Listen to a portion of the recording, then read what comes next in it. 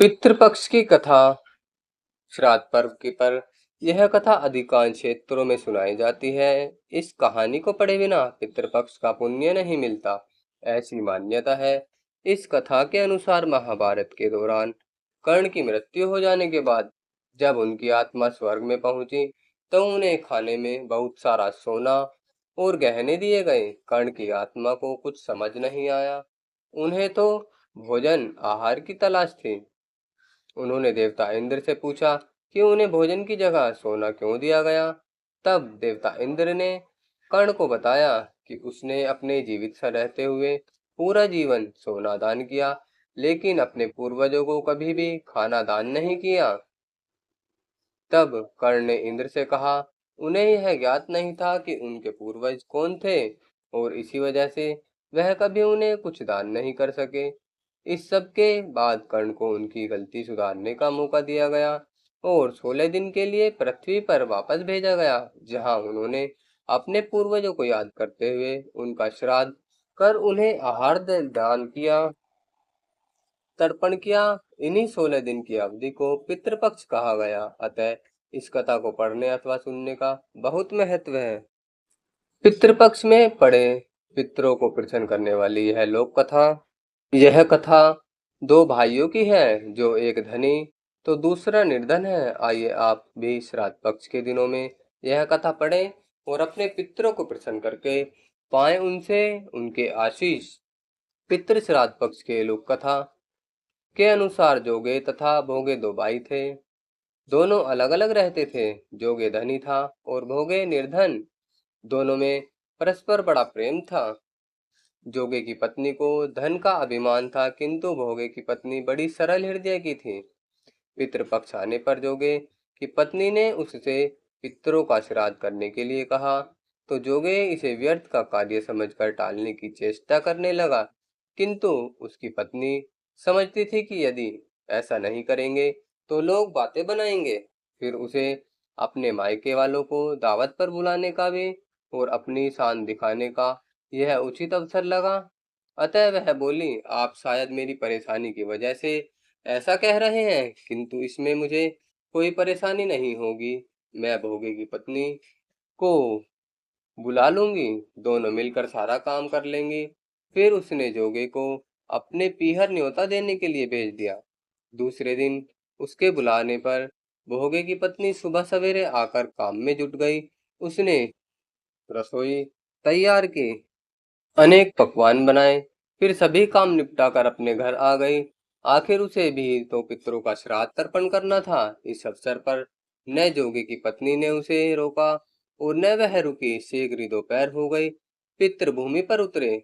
जोगे और भोगे के पितृ पहले जोगे के यहाँ गए तो क्या देखते हैं कि उसके ससुराल वाले वहां भोजन पर जुटे हुए हैं। निराश होकर वे भोगे के यहाँ गए। वहां क्या देखा, मात्र पितरों के नाम पर अगियारी दे दी गई थी। पितरों ने उसकी राख चाटी और भूखे ही नदी के तट पर जा पहुंचे। थोड़ी देर में सारे पितर इकट्ठे हो गए और अपने अपने यहाँ के श्राद्धों की बढ़ाई करने लगे। जोगे भोगे के पितरों ने भी अपनी आप बीती सुनाई। फिर वे सोचने लगे, अगर भोगे समर्थ होता तो शायद उन्हें भूखा न रहना पड़ता, मगर भोगे के घर में तो 2 जून की रोटी भी खाने को नहीं थी। यही सब सोचकर उन्होंने भोगे पर दया आ गई। अचानक वे नाच नाच कर गाने लगे, भोगे के घर धन हो जाए, भोगे के घर धन हो जाए। सांझ होने को हुई। भोगे के बच्चों को कुछ भी खाने को नहीं मिला था। उन्होंने माँ से कहा, भूख लगी है माँ।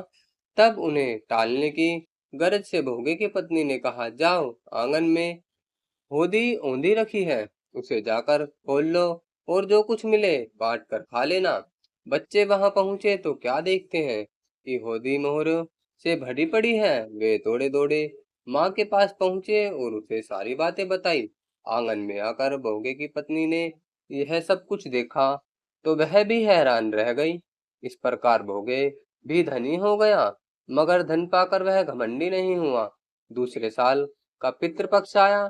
श्राद्ध के लिए भोगे की पत्नी स्त्री ने 56 प्रकार के व्यंजन बनाए। ब्राह्मणों को बुलाकर श्राद्ध किया, भोजन कराया, दक्षिणा दी। जेठ जेठानी को सोने चांदी के बर्तनों में भोजन कराया, इससे पितर बड़े प्रसन्न तथा तृप्त हुए। तो इस प्रकार थी दोस्तों भोगे और जोगे की पितृपक्ष की कथा। श्राद्ध किस जगह करें किस जगह नहीं, आइए जानते हैं। भाद्रपद की पूर्णिमा अश्विन माह की अमावस्या तक श्राद्ध पक्ष चलता है, जिसे पितृपक्ष भी कहते हैं। यदि आप इस दौरान अपने पितरों का श्राद्ध तर्पण या पिंडदान करने जा रहे हैं, तो यह भी जान लें कि शास्त्रों के अनुसार किस जगह श्राद्ध करना चाहिए और किस जगह नहीं। यदि अनुचित जगह पर श्राद्ध किया जाए तो उसका फल नहीं मिलता। पितृपक्ष में कहाँ श्राद्ध करना चाहिए? नंबर 1, घर पर। श्राद्ध आप अपने घर में भी कर सकते हैं। दक्षिण में मुख करके श्राद्ध किया जाता है। नंबर 2, तट पर किसी पवित्र नदी, संगम, समुद्र में गिरने वाली नदियों के तट पर उचित समय में विधि विधान से श्राद्ध किया जा सकता है। नंबर 3, बरगद के नीचे, पवित्र वट वृक्ष के नीचे भी श्राद्ध कर्म किया जा सकता है। नंबर 4, तीर्थ क्षेत्र में शास्त्रों में उल्लेखित किसी भी तीर्थ क्षेत्र में भी श्राद्ध किया जा सकता है। नंबर 5, समुद्र तट पर, समुद्र के तट पर भी श्राद्ध किया जा सकता है। नंबर 6, गौशाला, जहाँ बैल न हो ऐसी गौशाला में भी उचित स्थान को गोबर से लीप कर शुद्ध करके श्राद्ध किया जा सकता है। पर्वत पर। नंबर 7, पर्वत, पवित्र पर्वत शिखर पर भी श्राद्ध किया जा सकता है। नंबर 8, जंगल में, वनों में उचित स्थान, स्वच्छ और मनोहर भूमि पर भी विधि पूर्वक श्राद्ध किया जा सकता है। पितृपक्ष में कहाँ पर श्राद्ध नहीं करना चाहिए, तो यह भी जान लेते हैं। दूसरों की भूमि पर, अपवित्र भूमि पर, शमशान में, देव स्थान पर, किसी मंदिर के अंदर या देवी स्थान पर भी श्राद्ध कर्म नहीं करना चाहिए। इसके लिए पंडित से सलाह लें। किसी ऐसे शमशान में श्राद्ध नहीं कर सकते जिसे तीर्थ नहीं माना जाता। अपवित्र भूमि, किसी भी प्रकार से अपवित्र हो रही भूमि पर भी श्राद्ध नहीं करते। किसी भी पर्सनल भूमि पर श्राद्ध नहीं करते। भूमि सार्वजनिक होनी चाहिए। अगर दूसरे के गृह या भूमि पर श्राद्ध करना पड़े तो किराया या दक्षिणा भूस्वामी को दे देना चाहिए। भारत में पितृपक्ष के कौन सी 12 जगह मानी जाती हैं पवित्र, तो आइए जानते हैं। Number 1, Ujjain Madhya Pradesh. Number 2, Lohanagar Rajasthan. Number 3, Prayag Uttar Pradesh. Number 4, Haridwar Uttarakhand. Number 5, Pindara Gujarat. Number 6, Nashik Maharashtra. Number 7, Gaya Bihar. Number 8, Bhrakpal Uttarakhand. Number 9, Meghankar Maharashtra. Number 10, Lakshman Baan Karnataka. Number 11, Pushkar Rajasthan. और नंबर 12, काशी उत्तर प्रदेश।